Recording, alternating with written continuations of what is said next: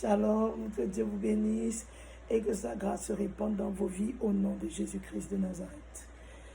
Je viens un peu partager quelque chose avec vous. Vous savez, parfois quand Dieu veut vous enseigner ou il veut vous donner ce que vous n'avez pas encore reçu, ou encore il veut enlever ce qui vous empêche d'avancer, il permettra certaines choses. Et nous allons parler de l'une de ces choses. Il permettra que vous puissiez aider les gens et qu'en retour, il n'y ait que du négatif.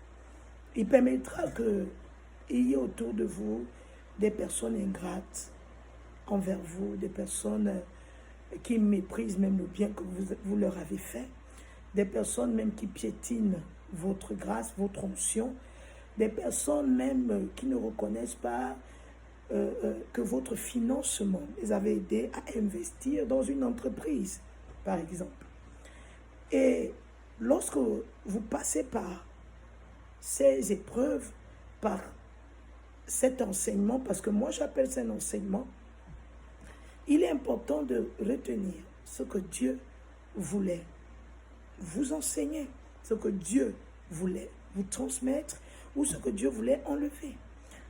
J'entends souvent des gens dire, même si on vous a fait du mal, même si les gens ne sont pas reconnaissants, continuez à être bon, continuez à être gentil, continuez à aider tout le monde. Mais je vais vous dire, c'est pas vrai. Parce que nous le voulions ou non, une fois que nous avions été confrontés à de l'ingratitude ou à de la trahison, quelque chose change en nous. Et ça ne change pas pour notre... voilà, ça ne change pas pour notre perte, ça change pour notre bien.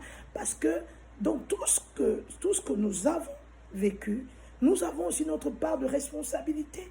Peut-être Dieu a voulu attirer notre attention, mais nous n'avons pas été attentifs parce que les émotions ont pris le dessus. Peut-être Dieu n'a pas voulu que nous prenions sa place dans la vie des gens. Vous savez combien de fois nous avons pris la place de Dieu dans la vie des gens?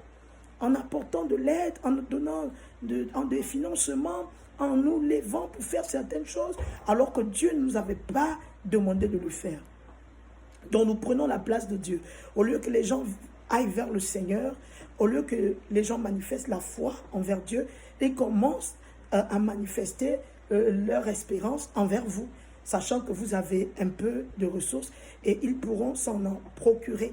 Et ça devient un problème devant Dieu, parce que nous prenons souvent la place de Dieu.